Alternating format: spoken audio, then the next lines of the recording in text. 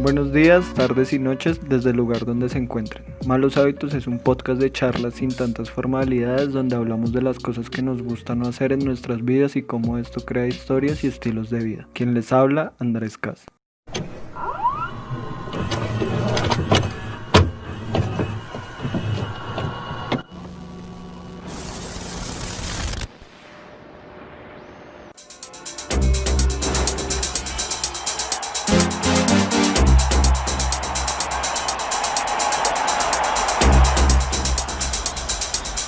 ¿Estás listo?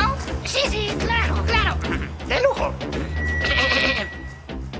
Damas y caballeros, hoy presentamos El bueno, las malas y el feo, primera parte.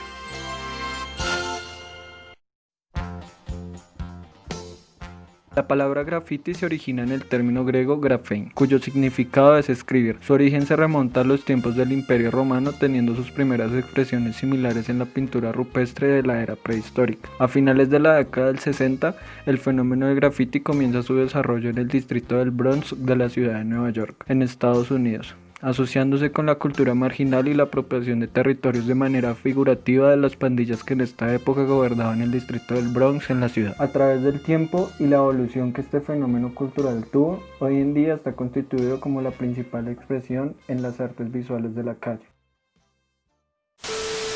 Aviso. Algunas de las preguntas las escucharán en plural, ya que dentro de nuestra conversación nos encontrábamos en las instalaciones del taller visual de un amigo de la casa, BK23 Design, que por petición personal pidió no salir en esta muestra auditiva. Encontrará vocabulario con el que tal vez no esté familiarizado, como lo es Tag. firma personal en el cual se pueden usar marcadores, aerosoles, etc. Roll-up o bomba. Manera de realizar una firma personal en la cual su principal objetivo es hacer letras más vistosas y redondas en las cuales se usa dos colores, uno de relleno y uno de línea. Caps.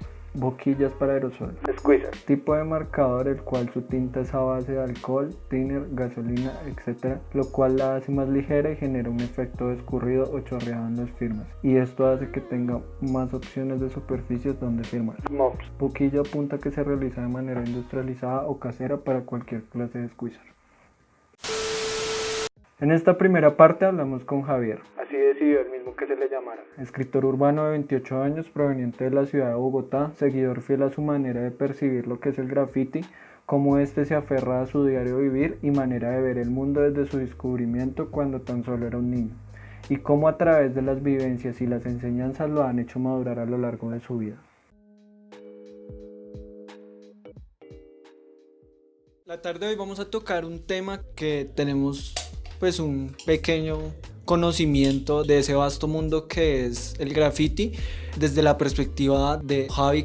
Igual eso tiene un sinfín de connotaciones, pienso yo, que sería divertido pues escuchar qué piensan ustedes. Podríamos empezar primero diciendo para ustedes qué es el graffiti. Yo sentiría que el graffiti, pues como en primera instancia, la voz, una vertiente de las voces del pueblo. O sea, el pueblo se puede manifestar de diferentes maneras, en protestas, en carteles, en lo que sea. Y creo que el graffiti es como un lenguaje que surgió de eso, como de querer decirle algo a alguien de cierta manera. Y eso, a medida del tiempo, se fue transformando en códigos que diferentes nichos empezaron a formar.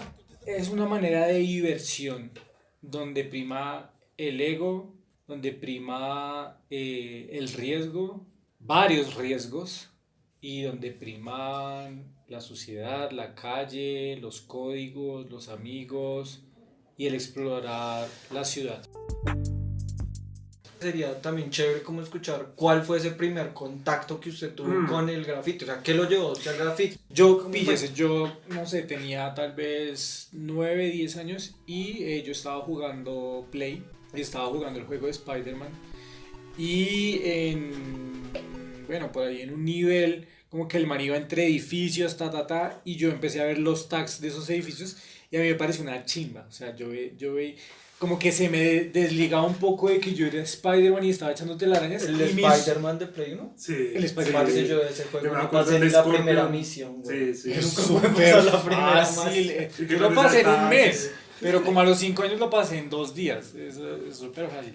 El hecho es que yo me engarzaba al resto, o sea, mis ojos se concentran mucho en los tags. En ese momento yo dije, uff, qué chimba.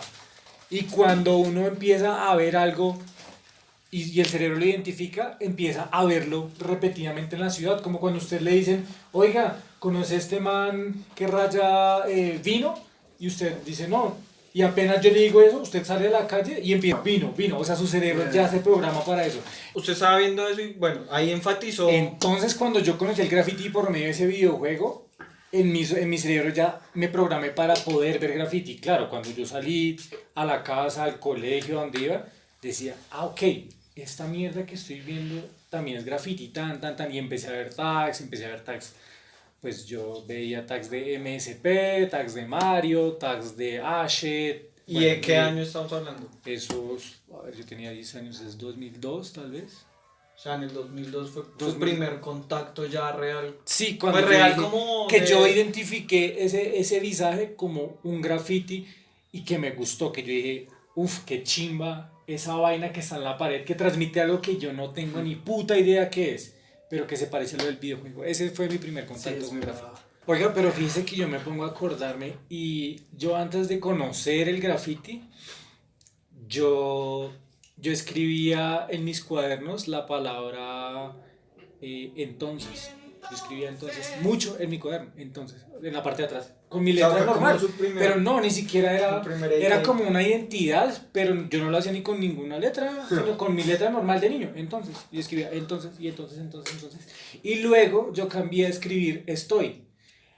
Y de hecho eso es el graffiti, estar en la calle, estar en tal lado. Y yo escribía estoy, y de hecho en la casa donde yo vivía en ese entonces todavía hay un tag que de hecho cuando pueda voy y le tomo una foto que dice estoy, y de hecho está con Posterman. Pero ahí usted tenía idea de algo del graffiti. Es que yo no sé, creo que yo en algún punto que ya tenía Posterman, ya sabía que era graffiti, me quise hacer un mismo homenaje escribiendo estoy, pero ese tag es re viejo y ese sí tiene forma de tag, pero yo me acuerdo que yo antes escribía estoy, sin saber siquiera que existía el rap o que existía el graffiti o marcadores, ni miércoles. Era mi letra normal de niño de 8, 9, 10 años, pero yo creo que eso es como innato en las personas, y en algunas personas. Digamos cuando, bueno, ya, digamos ustedes cuando ya conocen el graffiti, ya, digamos, tienen un previo conocimiento, porque todo es como un previo conocimiento, cuando se botan a la calle, cuando ya deciden salir, primero, pues, ¿qué año se decidió botarse a la calle y empezar a hacer sus primeras firmas, sus primeras pintadas? ¿Y cómo era la ciudad en ese entonces? ¿Cómo la percibían? ¿Cómo era? ¿Cómo la pueden interpretar? ¿En qué año? Pues yo pienso que primero el año para poner en contexto todo. ¿Cuál es la pregunta? ¿Cómo fue su primera vez cuando usted se botó a la calle? ¿Cómo era Bogotá? Pues para mí en ese momento Bogotá era aún más inmensa de lo que es ahora, ¿no? Sí, total. Porque yo era un niño de 14, 13 años. Yo no conocía Bogotá como ahora la conozco y para mí era como interminable. Entonces cuando uno iba a Suacha o cuando iba a sus paseos de Melgar, uno pasaba por Suacha y veía sus grafos por allá. Por los mataderos de por los Franco, mataderos, de Franco, ese muro antes de salir. El de la 13, cuando uno va llegando a DEF. Sí, cuando sí. va llegando a Por DEF, allá, que había un Ink Crew. Sí, Habían unas vainas re chimbas y yo decía, qué chimba salir a Melgar porque voy a ver grafitis a la salida de Bogotá. Sí. Igual cerca de mi casa también había, cerca de mi jardín de hecho, había un graffiti de Dex y para mí eso era una delicia. O sea. Pero Jaime nos contó cómo fue ese primer momento cuando salió. ¿No recuerda la primera vez que claro, salió? ¿Cómo? Evidentemente. Yo creo que igual fue como una transición de lugares, ¿no? Yo empecé a rayar mis cuadernos, luego de los cuadernos pasaba a rayar los libros, que rayar un libro era un poco más escatológico, era como, ¿qué mierda estás haciendo con un libro? Y luego ya pasar al pupitre, luego el pupitre pasar al salón, del salón a los baños, de los baños al patio público del colegio. Sí. Era una transición paso a paso y luego ya rayar fuera del colegio, las casas de los vecinos del colegio, el barrio de la abuelita, el barrio del primo que uno visita. Entonces yo considero que es una transición. Pero es como que un día rayas en un cuerno y el otro día estás en Monserrate tagueando a la iglesia. Que eso pasa hoy en día que eso pasa hoy en día. No es una transición ni un proceso evolutivo. Que es como lo bonito del graffiti de antes. Total. Y yo creo que en todas las prácticas, pero en el graffiti concretamente. Lo que pasa es que como esos son códigos, o sea, yo no pretendo que la letra que yo voy a escribir aquí grande la entienda mi vecino, porque yo no quiero que mi vecino, quien es ajeno a lo que yo hago, lo entienda. Yo quiero que el man que vive en Bosa, cuando visite a su abuela que vive acá cerca, diga, hueputa, Tina, ahí dice Javier, ahí dice tal, ahí dice lo que sea, porque yo estoy escribiendo para el man. Indirectamente yo estoy escribiendo para que otros que hablan el mismo lenguaje que yo entiendan. Yo no lo escribo para los vecinos. O sea, chimba que el vecino diga, uy, hay un pelado tal. Pero es más chimba como, parce, vea pelado, yo vivo acá y aquí yo hago lo que quiero y si voy a su barrio, de pronto no me porto así como acá, X, Y, Z. Bueno, no sé. Sí, como todo tiene unas reglas de juego que de pronto, digamos, actualmente se han ido, también en mi visión personal, se han ido perdiendo un poco. Se han ido perdiendo un poco. Cuente eso porque no entiendo. La gente deja de estudiar las cosas, al dejar de estudiarlas por lo mismo que decía ahorita Carlos. Todo lo tenemos muy a la mano, todo está muy a la mano. Al tenerlo todo tan a la mano nos volvemos perezosos. Nos volvemos perezosos porque pues, para bien o para mal, uno también está involucrado en eso y pues uno también es partícipe de eso y al uno querer, o la mayoría de las personas al querer tener las cosas fáciles, empieza a dejar de lado la calidad. Se puede entender que sí, el graffiti nace en tal lado y es así, hay unas terminologías, pero digamos, no se ven como esos códigos que uno ve antes, que se respetaban mucho, que uno decía como, uff, parce, este man le hizo el tac arriba al otro y sí, o sea, esas cosas que por más tontas y chiquitas que sean, se han venido perdiendo, porque se le ha venido perdiendo el respeto como una actividad más como de, soy el chino que estoy en el barrio, entonces quiero sobresalir sobre mis panas, entonces voy a empezar a hacer esto de manera acelerada y no tan bien estudiada. Un ejemplo de ¿La eso, pereza, un o cómo ejemplo lo- de eso, y sin botarle la mala a muchos negocios, son las tiendas de graffiti. Yo me acuerdo que cuando yo veía en internet, yo seguía un canal que era de Bombing Science, y era un negro que iba a tiendas de graffiti a mostrar productos, parce, y yo perdía todos mis días viendo mops, squeezers, tintas de todo, aerosoles, caps. Entonces, en esa época aquí no había ni una estúpida tienda de graffiti y la gente hacía con aerocolor o con las maravillas. Pero llegaron las tiendas de graffiti, que vuelvo y reitero, no es botarle la mala, pero entonces ya como que muchos pelados tienen los mejores aerosoles y creen que entonces no necesitan pulso, no necesitan practicar, y uno ve severos aerosoles desperdiciados en una pared que uno dice... No, y pasa Total, con total, todo, yo creo que pasa con pasa todo, y con no es, todo. así como dice el viejo refrán, no es la flecha, es el indio. Pero sabes que yo creo que eso es falta de pasión, falta de amor, Sí, falta de como encontrar ese su estudio, vocación, como ese... falta de estudio, cuando uno quiere algo lo estudia. Lo quiero weón. ver, lo quiero Pues ver prueba, reflejado en la prueba. obra. Exacto. Es que Sí, total, es que eso es lo total. chévere que uno lo vea, como que, o sea, cosas que uno veía en la calle y uno dice como, uff, o sea, esto jamás lo había visto. Yo me acuerdo Que que son luego pocos impresiona. los grafiteros que ahora usted lo ve y dice como, o sea, que de verdad sigue como ese misterio de usted ver algo y decir como, uff, Total, parce, exacto. total. Bueno, Total. siguiendo con nuestra charla, yo creo que también el graffiti tiene una gran influencia en nuestras vidas, las cambia. Yo pienso que en Total. muchos aspectos las cambia, Total. afecta un montón, no sé si sea para bien o para mal, pero sí las cambia completamente. ¿Que a ustedes cómo los ha afectado, digamos, como en sus familias, en la sociedad, en todo, en sus vidas, en sus carreras? ¿Cómo los ha afectado el graffiti? Pues yo quiero ser breve. Yo me caracterizaba por ser como una persona distinta en mi familia y el graffiti llegó a confirmarme que iba a ser el distinto de la familia. Definitivamente el graffiti hacía que yo me vistiera de X manera, que resaltaba ante mi familia. Entonces yo era vestido de ancho, X, Y, Z.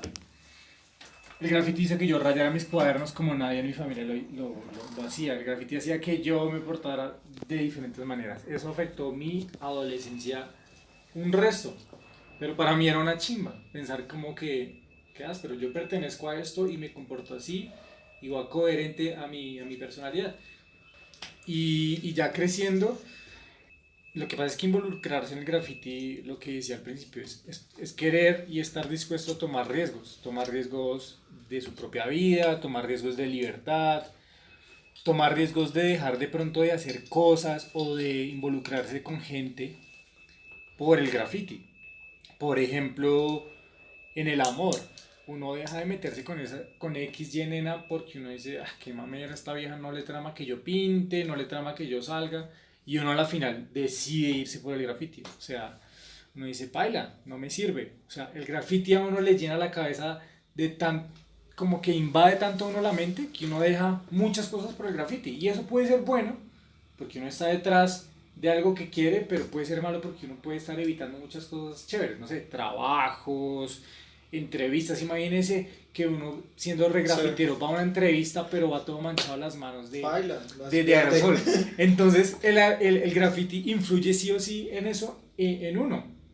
No estoy diciendo que uno no se pueda lavar las manos con tiner ni nada de eso, pero casi siempre uno está manchado, los zapatos, algo. Entonces, bueno, no sé, es mi punto de vista. Entonces sí creo que influencia. Lavarse las manos con tiner es muy rap. Pero eso antes era mi día a día, porque no solo eran aerosoles, sino eran las tintas. Ya tiene el squeezer, ya tiene el corrector, ya tiene esto. El graffiti se ocupaba del tiempo de uno. Ya limpié esto, ya limpié lo otro. Uy, tengo que, parce. Cuando uno Todo es meticuloso con el graffiti, le ocupa un día hacer básicamente limpieza de accesorios. Ya. Es como un trabajo. Es como un trabajo, es como un oficio, es como una vocación. Es como una vocación que uno eligió. Sí, yo creo que de alguna manera u otra, no sé, se tiene que llegar ahí el destino tal vez. Re loco. Y hablando un poquito de eso, ¿usted cuál ha sido así su experiencia como más aleta en la calle? O que diga como mierda, o sea, que ya cuando uno llega a la casa uno dice, marica, la pude haber cagado conmigo, con mi familia, o la cagué. Un par de usos UPJ están en el top, pero definitivamente la vez que, bueno, lo que pasa es que yo era en ese momento como de 17 o 18 años, yo no sé, no me acuerdo muy bien, pero sí salí con un amigo a hacer todo, throw-ups, tags, y era como por el Galán. Dimos una ¿Qué año era más o menos? entre 2007 y 2009. Sí. Bueno, eran amigos de rap, que también eran de graffiti, del colegio, toda la cosa. Y salimos por el Galán, hicimos par tags, par throw-ups, nos corretearon un par de veces, pero pues eso ya no era tan terrible. Pero llegamos a un punto muy cerca de mi barrio, a 3 cuadras de mi casa, donde empezamos a rayar unas fábricas. Yo vivo como en un barrio donde en la parte de atrás hay varias fábricas, y rayamos ahí y llegó un man con unas piedras y nos empezó a tirar piedras, y yo y mi amigo pues cogimos cada uno rumbos distintos, corrimos, pero cuando menos me di cuenta habían como unos 6 manes corriendo detrás mío con palos, tirándome piedras, y el alarma del barrio estaba encendida, entonces sonaba y yo pues llevaba una pinta de ampón, pues porque era grafitero, rapero, y adicional a eso pues llevaba una maleta. Entonces si alguien se asomaba a la ventana decía, uy, ese man está robando, acabó de robarse esa maleta de quién sabe dónde. O sea, llevaba una maleta en mis manos, sí, era como una mochilita bonita, entonces tenía toda la pinta de ratero. Entonces, bueno, crucé una calle la cual no miré, una doble vía, no la miré, solo crucé porque corría por mi vida. Y ya dejé de mirar para atrás, veía las piedras corriendo por los lados de mis pies. De hecho era Navidad, porque yo me acuerdo que estaban luces y arbolitos. Y nada, llegué a mi casa corriendo porque, no sé, siempre he podido como correr mucho. Bueno, hasta hace unos años.